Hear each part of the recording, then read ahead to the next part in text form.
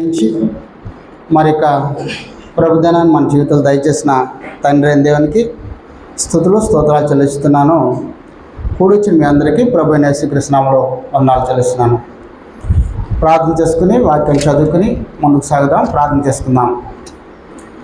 కృపగల తండ్రి, జీవగల దేవా, మా సృష్టికర్త, మా విమోచకుడా, మా పరలోక తండ్రి, నీ పరిశుద్ధ ఘనమైన శ్రేష్టమైన నామానికి ఈ ఉదయకాలంలో స్తోత్రాలు చెల్లించుకుంటున్నాం. మమ్మల్ని ప్రేమించి మా జీవితాల్లో ఒక సజీవమైన దినాన్ని దయచేసిన తండ్రి నీకు స్తోత్రాలు. ఈ దినాన్ని బట్టి మీకు స్తోత్రాలు చెల్లించుకుంటున్నాం. గడిచిన వారమంతా మమ్మల్ని కాపాడి నీ కృపతో మమ్మల్ని నింపిన నా తండ్రి నీకు స్తోత్రాలు. ఈ దినం మా ప్రభు దినమని, మా ప్రభు మా కొరకు మరణి నుంచి సమాజ చేపట్టి తిరిగి లేచిన దినమని మేమందరం కూడా గుర్తిరిగి నీ సన్నిధికి వచ్చినాం. అయితే తండ్రి, ఇప్పటి వరకు నీ సన్నిధిలో పాటల ద్వారా నేను మహింపచ్చినాం, నీ వాక్యం చదువుకున్నాం. అయితే తండ్రి, మా ప్రభు యొక్క బోధ ద్వారా బోధలు వినాలని మేము ఆశ కలిగి మేమందరూ కూడా వేచి చూస్తున్నాం. అట్టి మాటలు, అట్టి బోధ మా అందరి హృదయాలు భద్రం చేసుకుని మా స్థితిని, మా జీవితాన్ని మార్చుకుని నీకిష్టలుగా ఈ భూమి మీద మార్పు పొందుటకు మీరు మా అందరితో మాట్లాడతారని, మేమందరం కూడా మా ప్రభు యొక్క సారూప్యాన్ని సంతరించుకుంటూ ఈ వాక్యం మమ్మల్ని ఆదరిస్తూ బలపరుస్తూ ధైర్యపరుస్తుందని మేము ముందుకు సాగుతూ సహాయం చేయకండి. ఈ వాక్యం నుంచి బిడ్డలను మనసు మరి వేగిరపరిచేలాగిన హృదయాన్ని భద్రపరుచుకునే మంచి గ్రహపును హృదయాలకు దయచేయండి. అట్టి మాటలు బోధించి నేను నైనా నీ బోధను వినిపించి నేను నీ ఆత్మచేత నింపి నీ పరిశుద్ధాత్మకు తోడ్పాటు దయచేసి తండ్రి, ఈ మాటల్లో ఏ మాట నేను జోడించక, ఏ మాట వీటిలో తీసివేయక తండ్రి, నీకు ఇష్టడుగా నీ నా మహిమార్థంగా నీ వాక్యం చెప్పుడు కోసం ధైర్యాన్ని, జ్ఞానాన్ని అనుగ్రహించమని వినుచున్న నీ బిడ్డలందరూ కూడా మీ ఆధీనపరచుకోమని నా ప్రభువును నీ ప్రియ కుమారును యేసు పరిశుద్ధ నామములో అడిగి వేడుకున్నాం తండ్రి, ఆమేన్. ప్రేమను వల్లరా, దేవరాజు మనందరికీ సుపరిచితుడే. అయితే ఎప్పుడు కూడా కుటుంబంలో ఉన్నప్పుడు కుటుంబం యొక్క లోటుపాట్లు తెలియదు. ప్రతినిత్యం చూస్తూ ఉంటారు, అవి మామూలు అనుకుంటాం. అదే కొద్ది రోజులు బయట ఉన్నారు అనుకో, అవునా మా అమ్మ ఎట్లా మాట్లాడుతుందా, మా నాన్న ఎట్లా మాట్లాడుతుందా, మా ఇల్లు ఎట్టుందా అనిపిస్తుంది. ఆయన కొద్ది రోజులు ఈ స్థానిక సంఘానికి గ్యాప్గా ఉన్నాడు. వాస్తవంగా స్థానిక సంఘంలో ప్రారంభమైన కూడా మాట్లాడుతున్నారు. ఆయనకి అది బాధ అయిపోయింది. ఏంది ఇలా మాట్లాడుతున్నారని. వాస్తవంగానే స్థానిక సంఘం మనం అలా ఉన్నామనుకున్నాం, కానీ ఇప్పుడు కూడా మాట్లాడుతూ ఉన్నారు. వాళ్ళు అవగాహన లేదు. ప్రేమైన వాళ్ళరా, సహోదరుడు చెప్పాడు, మనం ఎక్కడికి వచ్చినాం అండి, ఎక్కడికి వచ్చినాం? భవనం మెయిన్ కాదు, ఇక్కడ దేవుని సన్నిధికి వచ్చినాం. దేవుని సన్నిధికి వస్తే ఏం చేస్తాం? మౌనం ఉండాలా. ప్రసంగి 5:1 ఏమంటాడు? యెహోవా మందిరానికి పోయినప్పుడు ఏమేలా? మన ప్రవర్తన జాగ్రత్త చూసుకోవాలా, మన ఆలోచనలను బయట విడిచేయాలా. అయితే ఇక్కడికి వచ్చాడనుకుని మాట్లాడితే, ఇప్పుడు కలెక్టర్ వచ్చాడండి, మీ ఇంటికి వచ్చాడో, మీ గ్రామానికి వచ్చాడో, మీరున్న ప్రాంతానికి వచ్చాడు. కలెక్టర్ మన మధ్యలో ఉంటే మాట్లాడతామా? ఒక ఎంఆర్ఓ మన మధ్యలో ఉంటే మాట్లాడతామా? లేదు, మనం ప్రేమించే ఒక వ్యక్తి మన ఇంటికి వచ్చాడు అనుకో, ఆయన పాటికి ఆయన ఉంటే మనం మాట్లాడతామా? కాదు కదా. మీరు లోపల ఏదైనా పని ఉంటే హ్యాపీగా చేసుకోవచ్చు కదా. అవన్నీ కన్నా ఒక గొప్ప దేవుని సన్నిధికి వెళ్తే దేవుడు నన్ను దీవిస్తాడు అని ఆలోచన దగ్గర వచ్చాము. ఆ సమయాన్ని ఎందుకు ఇవ్వలేకపోతున్నాం? ప్రేమను వాళ్ళారా, మనం ఆలోచించాలి. నేను ఎక్కడికి వచ్చినాను, ఎందుకు వచ్చాను, ఇది ఆలోచన చేస్తే మనందరూ కూడా జాగ్రత్తగా ఉంటాం. మన ఎవరు కూడా నిద్ర రాదు, మన ఎవరు కూడా మాట్లాడము. నేను దేవుని సన్నిధిలో ఉన్నాను, దేవుడు ఈరోజు నాతో ఏం మాట్లాడతాడు. ఇలాంటి ఆస్తి వస్తే అది రోజు దేవుడు నాతో ఏం మాట్లాడతాడు, అలా ఆ మాటలు మళ్ళీ మన నెమరు వేసుకుని నాకు ఈ స్థితిని అందించింది, ఈ స్థితిని మార్చుకుంటానని ఆలోచన వస్తుంది. అలా లేకపోతే ఎన్నిసార్లు రావచ్చు, ఎన్ని ఉడుకులేని రావచ్చు, కానీ మార్పు ఉండదు. అయితే ఈరోజు అది వాక్యం కాదు, కానీ సహోదరుడు బాధపడ్డాడు. ఆ బాధన కాదు, దేవుడు మన అందరిని కూడా చూస్తున్నాడు. ఒకసారి చెప్పాను, దేవుడు ఆకాశం నుంచి మనందరిని పరిశీలిస్తున్నాడు. పరిశీలించినప్పుడు మనం ఎలాగున్నామో మనకు దేవుడు దానికి ప్రతిఫలం ఇస్తాడు. అయితే ఇప్పుడు కూడా మార్పు పొందడం లేదు, మార్పు పొందండి, దేవుడు చూస్తున్నాడు. ఈరోజు ప్రసంగి 7వ అధ్యాయము 2వ వచనం చదువునాను.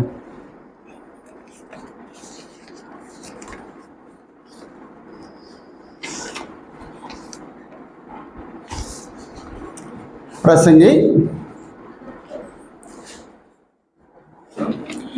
7వ అధ్యాయము 2వ వచనం. ఇంటికి పోవడం కంటే ప్రలాపించుచున్న వారి ఇంటికి పోవడం మేలు. ఎలాగా మరణము అందరికీ వచ్చు కనుక బ్రతుకు వారు దాన్ని మనసులో పెట్టుదురు. చాలు. ఈ విషయాన్ని అందరూ కూడా ఎప్పుడు ఆలోచన చేస్తామంటే, ఎవరో ఇంట్లో ఏదో జరిగితే, ఏదైనా ఒక కుటుంబంలో ఎవరైనా ఒక వ్యక్తి చనిపోతే అప్పుడు మాత్రం ఆలోచన చేస్తాం. అయితే ఆ సందర్భంలో ఎవరు కూడా వినరు, ఆ సందర్భంలో గ్రహింపు ఉండదు. ఎందుకంటే వాళ్ళు బాధలో ఉంటారు, దుఃఖంలో ఉంటారు. అయితే దేవుడు చెప్తున్నాడు, బ్రతుకు వారు దీని మనసుని పెట్టాలా అంటున్నాడు. అయితే తెలిస్తే కదా మనసుని పెడతాం. ఇప్పుడు మరణించినప్పుడు ఎవరైనా ఒక కుటుంబంలో ఎవరైనా ఒక వ్యక్తి మరణించినప్పుడు మనం ఏం చేస్తామంటే ప్రలాపిస్తాం, దుఃఖిస్తాం, బాధపడతాం. అయితే అలా బాధపడడం తప్పని కాదు. అయితే ఆ విషయం తెలుసుండాలి. మనం ఏం చేస్తున్నామంటే, మానవుడు దేవుడిని పుట్టించినప్పుడు ఆ పుట్టుకను గురించి దేవుని మహింపరుస్తున్నాం. ఆ యొక్క యవనస్తుడు పెరిగి పెద్దవాడైనప్పుడు లోకం వైపు చూసి మరి పతనమైన స్థితిలో వాని గురించి మళ్ళా పతనమైన స్థితిలో ఎలా రక్షణ పొందుతాడని దేవుని యొక్క సంకల్పం అని చెప్పి మళ్ళా రక్షణ పొందేట్లు మారుస్తాం. మరి ఆ సంఘంలో చేర్చబడిన ఆ వ్యక్తి ఎలా తన జీవన విధానాన్ని మార్చుకోవాలో, జనులు ఎలా ప్రవర్తించాలో, ఆ రక్షణ పొందిన మనిషి ఎలా మార్పు పొందాలో మరి సంఘంలో బోధిస్తాం. అయితే మనిషి యొక్క 2 ఘట్టాలు ఉంది. ఒకటి పుట్టుక, రెండోది మరణం. పుట్టుకుని గురించి ఆలోచన చేస్తాం. ఈ భూమి మీద మానవుడు ఎలా బ్రతకాల గురించి అనేకమైన ఈ వాక్యాన్ని చెప్తారు. అయితే మరణాన్ని గురించి ఆ సందర్భంలోనే చెప్తారు, ఆ సందర్భంలో ఎవరో గ్రహించరు. అయితే మనం నిజంగా కూడా లేఖనానుసారంగా బ్రతికే క్రైస్తవులు కనుక, లేఖనానుసారంగా ఏర్పాటు చేయబడిన సంఘం కనుక మనం ఎలా ఉండాలంటే ప్రతి విషయాన్ని గ్రహించి ఉండాలి. ఈరోజు మనం నేర్చుకోబోయే పాఠం ఏంటంటే, మరణం అందరికి వస్తుంది. ఈరోజు ఒకరింటి రావచ్చు, రేపు ఇంకొకరు రావచ్చు. ఈరోజు ఆ ఇంటికి వచ్చిన నేను సంతోషపడలేను, రేపు నా ఇంటికి రావచ్చు. అయితే ఈ విషయం తెలుసుకోవాలి. ఈ విషయం తెలుసుకొని మనం ఎలా ఉండాలో దాన్ని మనం తెలుసుకుంటే మనం ఏ విషయంలో ఎలా ధైర్యంగా ఉండవాలో ఆలోచన చేయగలం. మరణం అంటే ఎడబాటు అని.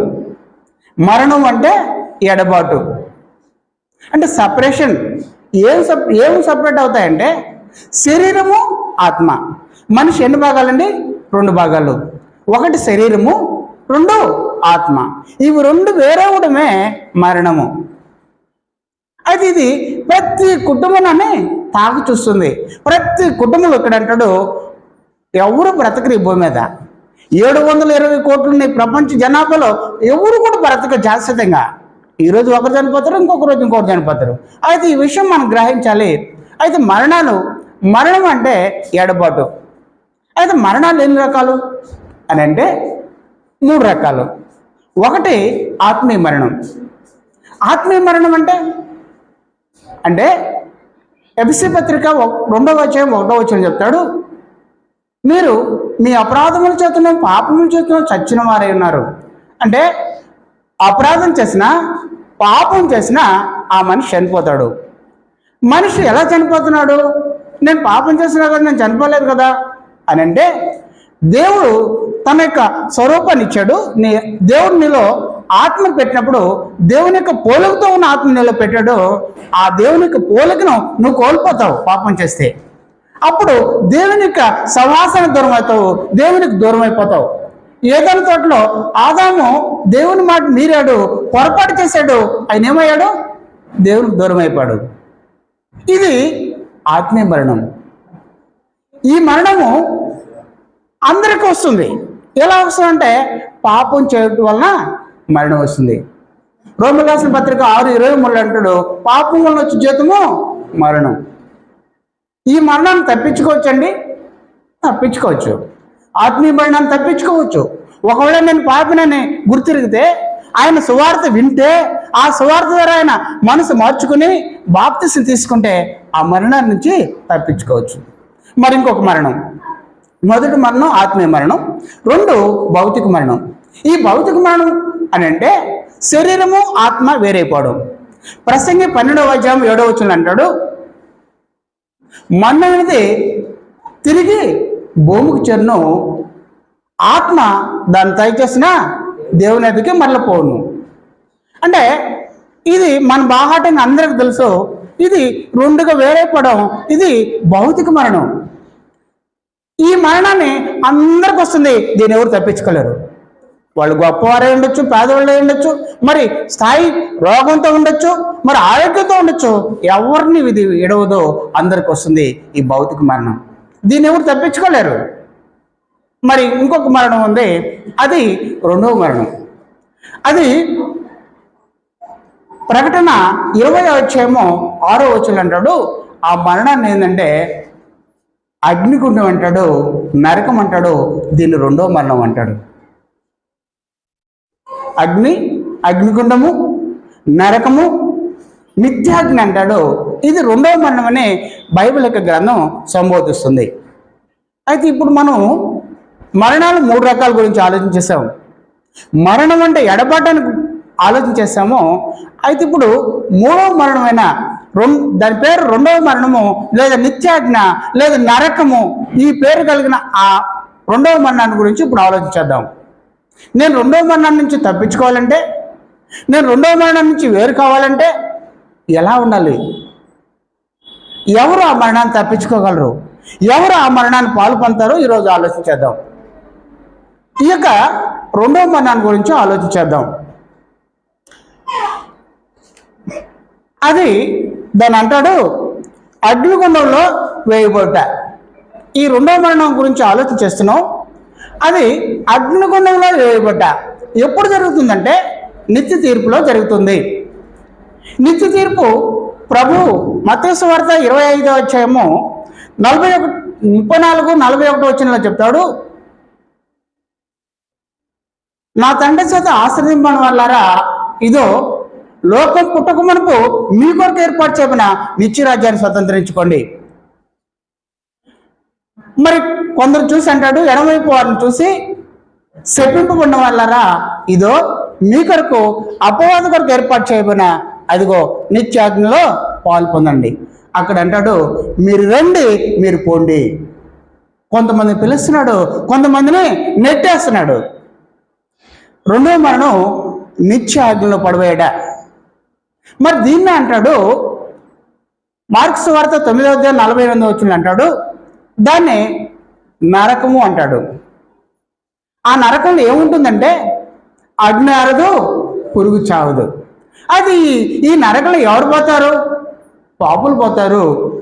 పరిశుద్ధులు మరి ఆ నిత్యత్వంలోకి, ఆ నిత్యరాజ్యాలకు పోతారు.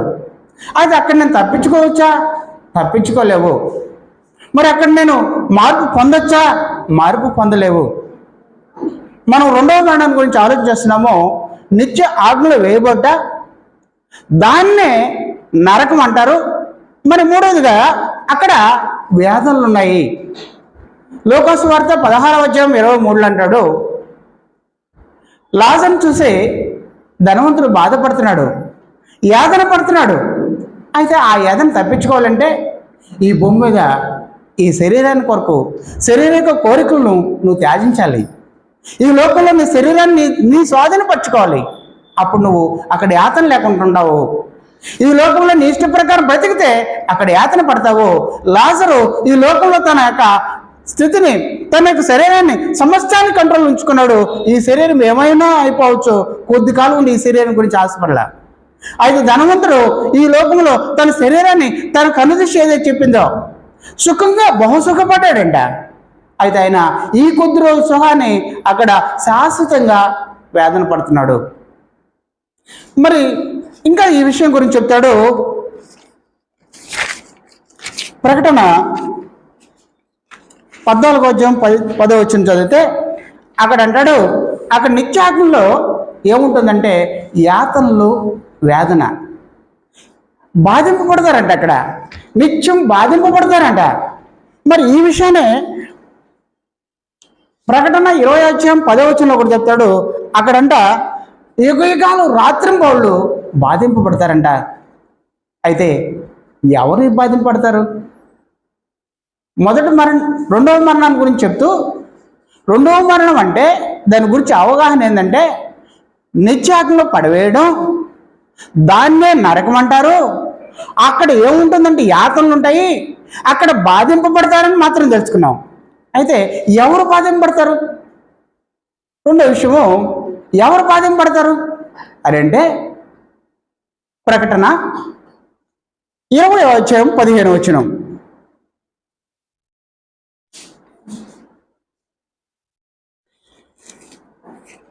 ప్రకటన జనములను కొట్టుటకై ఆయన నోటి నుండి వాడి గల ఖడ్గము బయటకు వెళ్ళుచున్నది. ఆయన ఇనుప దండముతో వారిని ఏలును. ప్రకటన 20:14. మరణమును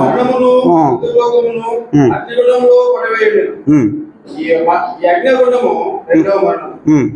ఎవరి పేరైనను రాయబడ్డ కనబడిన అగ్నిగుండంలో పడవేయబడింది. చాలు. ఎవరు దీంట్లో పడతారంటే జీవ గ్రంథంలో పేరు లేని వారు. జీవ గ్రంథంలో పేరు ఎలా వస్తుంది అని అంటే, నువ్వు బాప్తిసం తీసుకున్న రోజు జీవ గ్రంథంలో నీ పేరు ఉంటుంది. అయితే నువ్వు ఒప్పుకున్న ఆ ఒడంబడి ప్రకారం జీవించకపోతే నీ జీవ గ్రంథంలో నీ పేరు తుడిచివేయబడుతుంది. ఈ భూమి మీద ఒక పేపర్లో ఫ్రంట్ పేజీలో నా పేరుంటే గర్వపడతాం, లేదా ఒక గిన్నిస్ ప్రపంచ రికార్డు ప్రకారం గిన్నిస్ బుక్లో మన పేరు ఉంటే ఎంతో ఆనందపడతాం. అయితే కూడా అవి వేదన. వీటన్నిటికన్నా మించి జీవ గ్రంథంలో నీ పేరు లేకపోతే ఏం జరుగుతుందో తెలుసా? రెండో మరణాన్ని పొందుతావు. అగ్నిగుండంలో అగ్ని ఆరదు, పొరుగు చావదు, దానిలో పాలు పొందుతావు. ఎవరు దీనిలో పాలు పొందుతారంటే మొదట జీవ గ్రంథంలో పేరు లేనివారు. జీవ గ్రంథంలో ఎప్పుడు లిఖింపబడుతుందంటే నువ్వు బాప్తిసం తీసుకున్న రోజు జీవ గ్రంథంలో నీ పేరు లిఖింపబడుతుంది. ఆనాటి నుండి నువ్వు మరణం వరకు ఏం చేయాలంటే నమ్మకం కలిగి ఉండాలి. ప్రకటన 2:10-11 చెప్తాడు, మరణం వరకు నమ్మకం కలిగి ఉండు.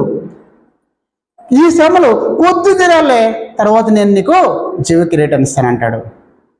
అయితే జీవ గ్రంథంలో మన పేరు లేకపోతే ఎక్కడుంటారు వాళ్ళు? రెండో మరణాన్ని పాలు పొందుతారు.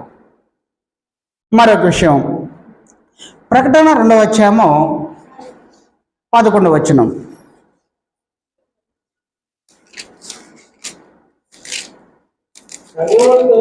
ఆత్మ చెప్పుతున్న మాట చెవిగలవాడు వినుగాక. జయించువాడు రెండవ మరణంలో ఏ హాని చేయదు. చాలు. జయించలేని వాడు ఎవరిని జయించాలి? జయించలేని వాడు మరి రెండవ మరణాన్ని పొందుతాడు. ఎవరిని జయించాలి? సాతాను తన దూతల్ని. ఎవరి శరీరంతో పోరాడటం కాదు, సాతాను తన యొక్క దూతలతో పోరాడి నువ్వు జయించాలి. వాడు ఎలా ఉంటాడు?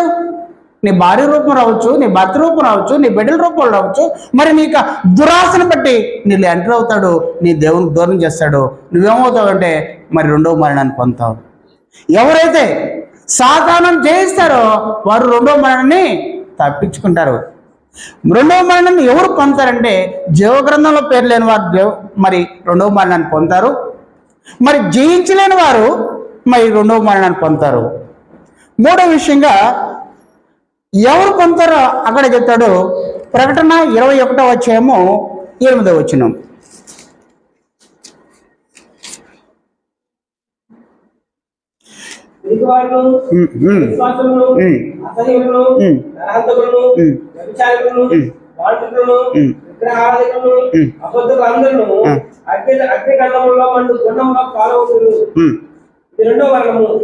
ఎవరెవరు పాల్పొందుతారంట?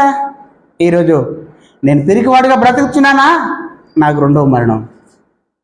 నేను అవిశ్వాసగా బ్రతుకుచున్నానా? నాకు రెండవ మరణం తప్పదు. నేను అసహ్యుడిగా ఉన్నానా? నేను అబద్ధికుడుకున్నానా? విగ్రహారాధకుడిగా ఉన్నానా? మాంత్రికుడుగా ఉన్నానా? నాకేమొస్తుంది? రెండవ మరణం వస్తుంది. ఇప్పుడు వరకు నేను ఎలా ఉంటే ఏమవుతాను? అలాగే కొనసాగితే, తెలియకపోతే అలాగే కొనసాగితే ఒకరోజు నేను ఆ నిత్యాజ్ఞకి ఆ రెండవ మరణానికి నేను బలైపోతానేమో. అందుకే దేవుడు చెప్తున్నాడు, ఎవరు రెండవ మరణాన్ని పడుదురు అంటే, ఎవరు రెండవ మరణాన్ని పొందుదురు అంటే జీవగ్రంథంలో పేరు లేని వారు. మరి ఎవరు రెండవ గ్రంథం పాల్పొందుతారంటే జయించలేని వారు. మరి ఎవరు రెండవ మరణాన్ని పొందుతారంటే మరి ఇగో పిరికివారు, అవిశ్వాసులు. ఏది పట్టినా నమ్మకం లేదు. ఆరాధన ఏమవుతుంది? ఏదైనా ముందుకు సాగదామా? నాకు భయము. నేను చేసే కార్యక్రమాన్ని అసహ్యం. నేను విగ్రహారాధకునా? ఇవన్నీ కూడా మన పెద్ద తప్పులు కనిపిస్తాయి. అది ఎక్కడ అంటాడు? అబద్ధము. అబద్ధికులు కూడా దేవుని రాజ్యంలో మరి అగ్నికుండలు పడతారు. మనం కొరవన్నీ పాపంగా పెద్దగా హైలైట్ చూస్తాము. ఇక్కడ చెప్తున్నాడు, అబద్ధికుడు కూడా రెండవ మరణాన్ని పాల్పొందుతాడు. ఇట్లా ఏ వరుసలో నువ్వు ఉన్నావా, ఏ వరుసలో మనం ఉన్నామా, ఏ కార్యక్రమంలో మనం ఉన్నామా, అవి సరి చేసుకుంటే మరణాన్ని పొందము. ఆ రెండవ మరణాన్ని పాలు పొందము. లేకపోతే రెండవ మరణాన్ని ఎవరు పొందుతారంటే పిరికివారు, అవిశ్వాసులు, అసహ్యులు, మాంత్రికులు, విగ్రహారాధికులు, అబద్ధికులు. ప్రేమను వల్లరా, మన రెండవ మరణం తప్పించుకోవాలంటే ఇదిగో ఇలాంటి కార్యక్రమం చేసేవాళ్ళు ఈ మరణాన్ని పొందుతారు. మరొక విషయం, నీతి కార్యక్రమాలు చేయని వారు, నీతి క్రియలు చేయని వారు రెండవ మరణాన్ని పొందుతారు. ఏది నీతి కార్యక్రమాలు? మత్తయి సువార్త 25:34 నుంచి 40 వరకు చదువుకుంటే అక్కడ చెప్తాడు, నేను ఆకలి కొంటిని, నాకు భోజనం పెట్టారు మీరు. ఎవరైతే ఈ కార్యక్రమం చేయరో వాళ్ళు ఎక్కడుంటారంటే అక్కడ కింద ఉంది, చదవండి. వారు నిత్యాకలో పడతారంట. మత్తయి సువార్త 25:35 నుంచి. నేను ఆకలి కొట్టింది, మీరు నాకు భోజనం పెట్టింది, తప్పికొంటే దాని ఇచ్చింది, అదేసే ఏంటిది నన్ను చేసుకుంటుంది, ఇంకెవరిన ఏంటిది వారు నాకు పట్టించింది, రోగ ఏంటి చూడవచ్చింది, ఎరసాలలో ఉంటుంది నా ఎద్దకు వచ్చింది అని చెప్పింది. అందుకు నీతి మంతులు, ప్రభువా, ఎప్పుడు నీవు ఆకలి కొని చూచి నీకు ఆహారం ఇచ్చితివి, నీవు తప్పికొని చూచి ఎప్పుడు దాహం ఇచ్చితివి, ఎప్పుడు పరదేశం చూసి నువ్వు చేర్చుకుంటువి, దిగంబరి చూసి పట్టించితివి, ఎప్పుడు రోగం నువ్వు తెరసాలలో నువ్వు చూసి నీ ఎద్దకు వచ్చిందని ఆయన అడిగారు. అందుకు రాజు, మిక్కిలి అల్పుడైన ఈ నా సహోదరుల్లో ఒకరికి మీరు చేస్తే కనుక నాకు చేసిన నిశ్చయముగా మీరు చెప్తున్నాను. చాలు. ఎవరైతే ఈ నీతి కార్యక్రమం చేయరో వారు రెండో మరణాన్ని పొందుతారు. అందుకే కదా ఆయన అంటాడు, శపింపమని వాళ్ళారా, ఇదో మీ కొరకు సిద్ధపాటు చేయబడిన ఆ నిత్య అగ్నిలో పడండి అంటాడు. ఎవరైతే నీతి కార్యక్రమం చేయరో, మనం యేసుప్రభు దగ్గరికి మనకు వస్తే, యేసుప్రభు మనకి ఇంటికి వస్తే మనం పెట్టాలనుకుంటున్నాం. అయితే మన యేసుప్రభు చెప్తున్నాడు, మిక్కిలి అలుపులేని వారికి మీరు సహాయం చేస్తే, అలాంటి క్రియలు చేస్తే వారు ఆకలికున్నారా, నీకు అవకాశం ఉందా, భోజనం పెట్టు. లేదా నీకు దగ్గర ఏమీ లేదా, ఒక గ్లాసుడు మంచినీళ్ళు ఇవ్వు. లేదా 2 బట్టలు ఉన్నాయా, ఒక బట్ట ఆయనకి. ఇలా చేసిన వాడు రెండో మరణాన్ని తప్పించుకుంటాడు. లేదా ఎవరి ఆడకపోతే నాకెందుకు, మా ఇంట్లో మురిగిపోకు, మా బీరువాలో అనేక రకాల పాడైన కూడా అయి ఉండొచ్చు, నేను ఎవరికి పెట్టను. ఇలాంటి వారు రెండవ మరణాన్ని పొందుతారు. రెండవ మరణాన్ని ఎవరు పొందుతారంటే జీవగ్రంథంలో పేరు లేని వారు. రెండవ మరణాన్ని ఎవరు పొందుతారంటే జయించలేని వారు. రెండవ మరణాన్ని ఎవరు పొందుతారంటే మరి పిరికివారు, అవిశ్వాసులు, అసహ్యులు, మాంత్రికులు, విగ్రహారాధకులు, అబద్ధికులు, వ్యభిచారులు. వీరు రెండవ మరణాలు పాల్పొందుతారు. మరి చివరిగా చెప్తున్నాడు, నీతి క్రియలు చేయని వారు. ఎవరైతే నీతి క్రియలు చేయకుండా ఉంటారో వారు రెండవ మరణాన్ని పొందుతారు. అయితే ఎవరు పొందుతారు, ఎవరు తప్పించుకుంటారు? ఇప్పటి వరకు పొందేవారి గురించి ఆలోచన చేశాము. అయితే ఎవరు తప్పించుకుంటారు? రెండవ మరణాన్ని ఎవరు తప్పించుకుంటారు? ఎలా ఉంటే తప్పించుకోగలం? యోహాను సువార్త 5:24.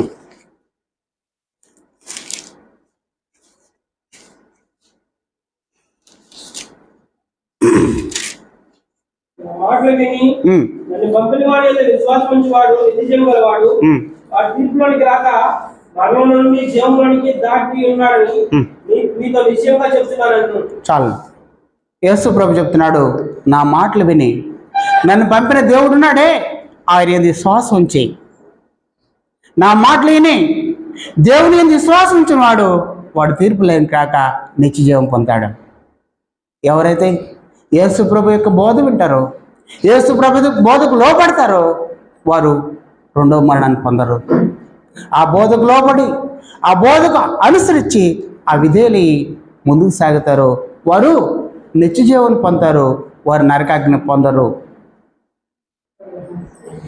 మరి ఈ విషయాన్ని ఖండితంగా చెప్పేస్తాడు కదా, నమ్మి బాప్తిసం పొందినవాడు రక్షింపబడను, నమ్మని వారికి శిక్ష విధింపబడను.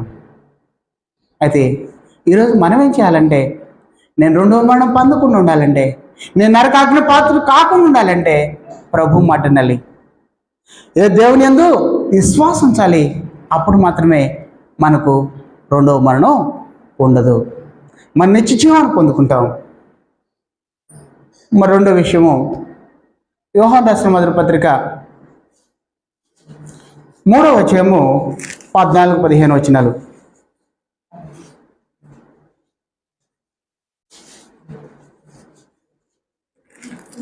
సహోదరులను ప్రేమించున్నాము కనుక మనలో నుండి జీవంలోనికి దాటినాము ఎరుగుదుము. ప్రేమ లేని వాడు మరణమందు నిలిచున్నాడు. తన సహోదరుని ద్వేషించేవాడు నరహంతకుడు. ఏ నరహంతకుని ఎప్పుడు నిత్య జీవం ఉండదని ఎరుగుదురు. చాలు. ఇక్కడ కూడా చెప్తున్నాడు, ఇతరులను ప్రేమించడం ద్వారా. నీలో ప్రేమ లేదా? ప్రేమ తెచ్చుకో. నువ్వు ప్రేమించావా? ఈ లోకంలో నీకున్నవా నీ బంధువులైనా ఉండొచ్చు, నీ సహోదరులై ఉండొచ్చు, నీ సంఘస్థులై ఉండొచ్చు, వారిని నువ్వు ద్వేషించావంటే నరకాగ్ని తప్పదు. ఇక్కడ దేవుడు చెప్తున్నాడు, నరహంతకుని దగ్గర నిత్య జీవం ఉండదు. నువ్వు ఇతరులను ప్రేమిస్తే రెండో మరణాన్ని తప్పించుకుంటావు. నేను ధనవంతుడు చెప్పినట్లు ఏమి తిందామా, ఏమి తాగుదామా, ఏం ధరించుకుందామా నీ శరీరం గురించి ఆలోచించేయక ఇతరులకు నేను ఎలా ఉపయోగపడగలను, ఇతరులకు నేను ఎలా సహాయం చేయగలను, ఇలా చేసినప్పుడు నువ్వేం పొందుతావంటే నిత్య జీవం పొందుతావు, రెండవ మరణాన్ని తప్పించుకుంటావు. అలా లేకుంటే మనమేమవుతామంటే రెండవ మరణానికి ఇక్కడ ఎన్నిసార్లు వచ్చినా కూడా సరే, ఆరాధన ప్రారంభం నుంచి ముగింపు వరకు ఉన్నా సరే, సంవత్సరాల తరబడి మనం వచ్చినా కూడా తండ్రి, అయితే మనం దేవుడు చెప్పిన ఆజ్ఞ ఏంటంటే నీ ఇతరులు ప్రేమించు, అప్పుడు నువ్వు నిత్య జీవాన్ని పొందుకుంటావు. ఇతరులు ప్రేమించకపోతే మన ఎన్నిసార్లు వచ్చి ఎంత చక్కగా వచ్చి మరలా వెళ్ళినా కూడా అది నీకు ప్రయోజనం లేదు, దేవునికి కూడా ప్రయోజనం లేదు. మరొక విషయం, ప్రకటన 20వ అధ్యాయము 4వ వచనం.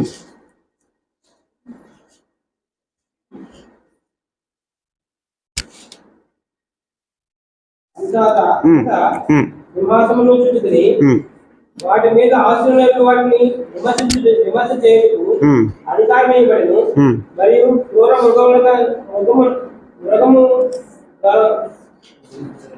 మృగములకైనను దాన్ని ప్రతిమకైనను నమస్కారం చేయక తమ నోలైనను కానీ చేతులను కానీ దాని ముద్ర వేయించుకున్న వాణిని యేసు విషయమై తాము ఇచ్చిన సాక్ష్యం నిమిత్తము దేవుని వాక్యం నిమిత్తము శరీరేచ్ఛ దానము. చాలే, ఇక్కడ చాలండి. యోహాను రోమా చక్రవర్తి యొక్క క్రూరమైన స్థితిని చూసి యోహాను బాధపడుతున్నాడు. ఆ సందర్భంలో దేవుడు దర్శనమిస్తూ, యోహాను, ఎవరైతే విగ్రహాలకు మొక్కరో, ఎవరైతే నొసట్ల ముద్రలు వేసుకోరో, ఎవరైతే పచ్చబొట్లు పొడుచుకోరో వీరు నిత్య జీవానికి పాత్రలు అవుతారు. ఎవరైతే విగ్రహాల సాగిలు పడరో, ఎవరైతే వారు పచ్చబొట్లు పొడుచుకోరో వాళ్ళు నిత్య జీవాన్ని పొందుతారు, వారు నిత్య రాజ్యాన్ని స్వతంత్రించుకుంటారు అని దేవుడు యోహాను చెప్తున్నాడు. ప్రేమని వర్లరా, నీవు నిత్య జీవం కావాలంటే, రెండవ మరణం తప్పించుకోవాలంటే మనం ఏం చేయాలంటే జయించాలి. ఇట్లనే విగ్రహాలు సాతాను సంబంధించినవి, సాతానిక కుయుక్తుల్ని జయించే వారంగా మనం ఉంటే మనం నిత్య జీవాన్ని పొందుకోగలం. కొరింథీ రాసిన మొదటి పత్రిక 6వ అధ్యాయము 9 నుంచి 11 వచనాలు చదువుకుంటే అక్కడ మరొక విషయం తెలియజేస్తాడు. మొదటి కొరింథీ 6వ అధ్యాయము 9 నుంచి. అన్యాయస్తులు దేవుని రాజ్యములకు వారసులు కానేరని మీకు తెలియదా? మోసపోకుడి. జారులైనను, విగ్రహారాధకులైనను, వ్యభిచారులైనను, ఆలయతనం కాలవారైనను, పురుష సమయకులైనను, దొంగలైనను, లోపులైనను, తాగుబోతులైనను, దోషకులైనను, దోచుకుని వారైనను దేవుని రాజ్యములకు వారసులు కానేరరు.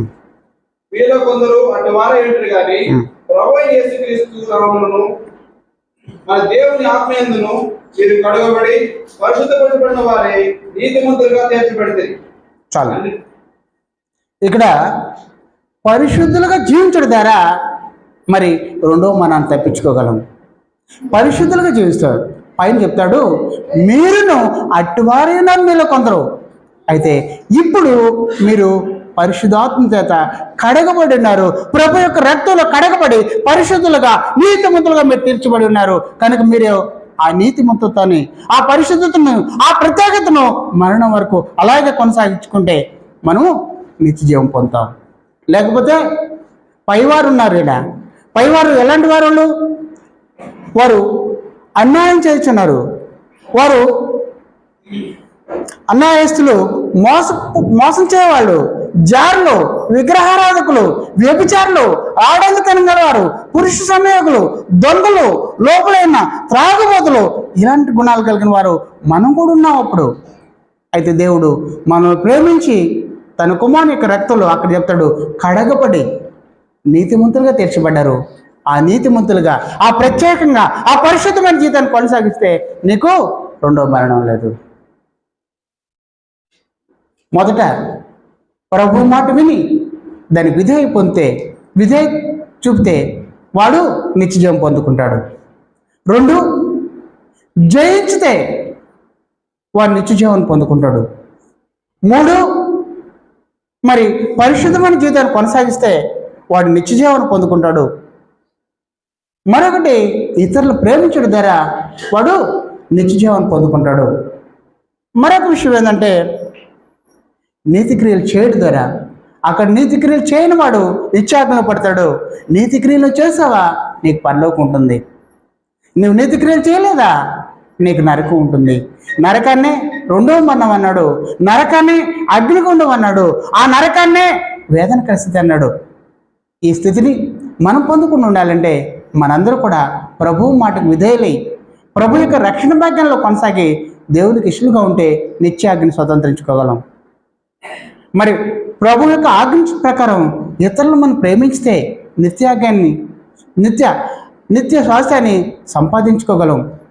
మరి ప్రభు ఇచ్చిన ఆ పరిశుద్ధమైన జీవితాన్ని కొనసాగించుకుంటే మనం నిత్య స్వాస్థ్యాన్ని పొందుకోగలం. సాతానును జయించగల శక్తి మనం పొందుకుంటే మరి ఆ నిత్య స్వాస్థ్యాన్ని పొందుకోగలం. నాలో నీతి కార్యక్రమాలు అంటే నీతి క్రియలు జరిగిస్తే మనం ఏం చేస్తారంటే మనం రెండవ మరణాన్ని తప్పించుకొని నిత్య జీవాన్ని పొందుకోగలం. అయితే ఈ 3 మరణాల్లో 2 మరణాలు తప్పించుకోవచ్చు. ఒక మరణాన్ని అయితే తప్పించుకోలేవు. అదేంటంటే భౌతిక మరణం. ఈ భౌతిక మరణం కేవలం వారు ఎడబాటు. యేసు ప్రభు మార్తా మరియతో అంటాడు, వారు నిద్రించిన వారు ఒకరోజు లేస్తారు. నిద్రించున్న వారు మరొక రోజు లేస్తారు. అయితే ఈ విషయం తెలియక మనం దుఃఖపడుతున్నాం. చాలా అలాగే కుంగిపోతున్నారు. చాలా అదే బాధతో వీళ్ళు కూడా బలహీనైపోతున్నారు. ఈ విషయం తెలుసుకోవాలని మరి ఈ మరణాన్ని అయితే ఎవరు ఆపలేరు. అయితే ఒకరోజు నిరీక్షణ కలిగి మనం ఎదురు చూసినప్పుడు ఒకరోజు ప్రభు వచ్చిన రోజు వారు కూడా ఎత్తబడతారు. ఆ రోజు మనం కూడా వారితో కలుసుకోగలం. ఈ మరణం కేవలం ఎడబాటని మాత్రం గుర్తుంచుకోవాలి. భౌతిక మరణాన్ని ఎవరు ఆపలేరు. ఆత్మీయ మరణాన్ని కాపాడుకోవచ్చు. ఆత్మీయ మరణాన్ని రక్షణ పొందుకోవచ్చు. ఎవరంటే ఏది పాపం చేస్తే నువ్వు ఒప్పుకుంటే, నువ్వు విశ్వసిస్తే, నువ్వు మారు మనసు పొందితే నీకు బాప్తిసం ద్వారా రక్షణ కలిగిస్తుంది. దేవునితో సహవాసం ఏర్పడుతుంది. మరొక ఈ మరణం ఉంది, రెండవ మరణం. ఈ మరణం కొందరికి ఎవరి రోళ్ళు పిరికివారు. అవిశ్వాసులు, వ్యభిచారులు, మాంత్రికులు, విగ్రహారాధకులు, మరి పై కూడా లిస్ట్ చెప్పాడు కొరింథీ పత్రికలో కూడా, దొంగలు, లోగులు, వీరు కూడా ఆ లెక్కలో మనం ఉంటే మనం ఏమంటే ఈ రెండో మరణాన్ని తప్పించుకోలేం. అయితే దేవుడు అంటున్నాడు కొందరికే అది, ఈ కొద్ది మందికి అది. నీవు ఆ లిస్టులో లేకపోతే నీకు రెండో మరణాన్ని తప్పించుకోగలవు. ప్రేమను వల్లరా, రెండు మరణాలను నువ్వు తప్పించుకోగలవు. ఒక మరణాన్ని అయితే అది సంప్రాప్తి అవుతుంది. ఈరోజు ఒక ఇంట్లో జరుగుండొచ్చు, మరి రేపు నా ఇంట్లో కూడా జరగచ్చు. ఇవి మనం గుర్తెరగకపోతే ప్రలాపిస్తాం, దుఃఖపడతాం, బాధపడతాం. మరణం అనేది కేవలం ఎడబాటని. ఈ ఎడబాటు కొద్ది కాలం ఒకరోజు ప్రభు వస్తాడు. ఆ ప్రభు వచ్చినప్పుడు నా సహోదరుని చూస్తాను, నా తండ్రిని నేను చూస్తాను. అలాంటి నిరీక్షణ కలిగి మనం ముందుకు సాగాలి. నిజంగా క్రీస్తు సంఘం అంటే మనం బాధపడకూడదు. ఎందుకంటే ఒకరోజు నిరీక్షణ కలిగిన వారు క్రైస్తవులు అంటే నిరీక్షణ లేని ఇతరుల వల్ల ఉండకూడదు. వారు నిరీక్షణ కలిగిన వారు. వారు బాధపడచ్చు, మన శరీరం పంచుకు పుట్టుండొచ్చు, మన బంధువులే ఉండొచ్చు, కానీ దుఃఖపడ్డ కొద్ది రోజులే. ఆయన నెమ్మది పొందుతున్నాడు, ఆయన విశ్రాంతి పొందుతున్నాడు, ఆయన సంతోషపడుతున్నాడు, ఆయన ప్రభుత్వం ఉన్నాడు. అలాంటి వాని గురించి లోకంలో మనం బాధపడితే, ప్రేమను వర్లారా, నేను ఆ స్థితి కోవాలంటే ఇదిగో, నేను మళ్ళీ ఆ స్థితిలో ఉండకుండా ఉండాలంటే ఇదిగో ప్రభు చెప్తున్నాడు. ఎవరైతే రెండో మరణం తప్పించుకుంటారంటే ప్రభు మాట వినాలి, ఇతరులు ప్రేమించేవారే ఉండాలి, నీతి క్రియలు చేసేవారు ఉండాలి, సాతాను చేయించేవారు ఉండాలి. ఇలా ఉన్నప్పుడు మనం నిత్య స్వాస్థ్యాన్ని పొందుకోగలం. అలా లేనప్పుడు మరి రెండవ మరణాన్ని మనం వెంటాడుతుంటుంది. మనందరం కూడా జాగ్రత్త కలిగి ఆ మరణాన్ని తప్పించుకోవడానికి ఎక్కడికి వచ్చాం. ఆ మరణాన్ని పొందాలని ఎవరు రాలేదు. ఆ మరణం నుంచి మనందరం కూడా పరలోకంలో దేవునితో ఆనందపడాలని ఆశగా వచ్చాం కనుక అలాంటి ఆలోచన కలిగి ఈరోజు మీకు అర్థమైన రీతిలో మీరు అందరూ కూడా పరిశీలిస్తూ ఆ నిత్య జీవాన్ని కొరకు, ఈ లోకంలో శాశ్వతం కాదు, ఈ లోకంలో మహా అయితే 70 సంవత్సరాలు శాశ్వతంగా ఉండేది. అది ఆ జీవితం కొరకు మనందరూ కూడా సిద్ధపడాలని దేవుడు మనకు అవకాశం ఇచ్చాడు. ఒకరోజు దేవుడు నాకు అవకాశం ఇచ్చాడంటే మనందరూ సెట్ చేసుకోవాలని. ఈరోజు నా జీవితంలో ఏది లోటు ఉందో అది దిద్దుకోవాలని, ఆ దిద్దుకునే అవకాశం మనకు దేవుడు దయచేశాడు. మరి మరణం గురించి మనం ఎప్పుడు కూడా ఎక్కడ ఏది జరిగినా కూడా కొద్దిగా బాధపడచ్చు. తర్వాత మనకు అవగాహన ఉండాలి.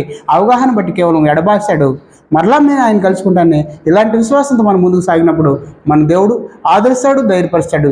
ఈ కొద్ది మాటలు మనందరూ కూడా తెలుసుకునే గొప్ప భాగ్యాన్ని దయచేసిన దేవాది దేవునికి స్తుతులు స్తోత్రాలు చెల్లించుకుంటూ ఎంతో శ్రద్ధతో మీకు ప్రభునామములో వందనాలు చెల్లిస్తూ ముగిస్తున్నాను.